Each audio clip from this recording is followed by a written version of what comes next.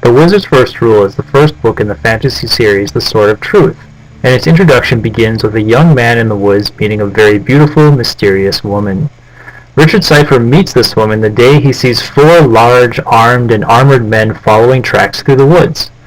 Richard is a better tracker than they, and catches up to the woman they are chasing. She only tells Richard that she is looking for the first wizard, and that her name is Kalan.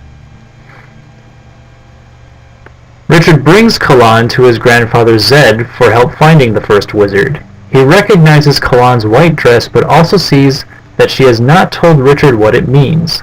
This makes Zed very distrustful of Kalan until she mentions the name Darken Rahl.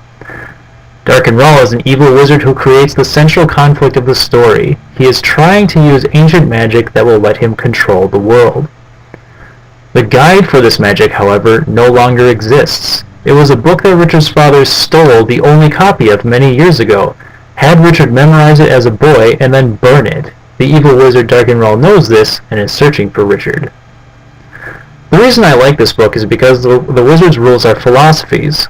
Magic and logic are taught together as tools, and the wizard's rule in each book is shown being used both for evil at first, and then for good to resolve the story's conflict.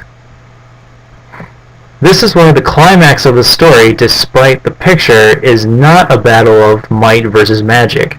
The battle is a logical dialogue between Richard and Darken Rahl while each of them is trying to use the wizard's first rule against each other.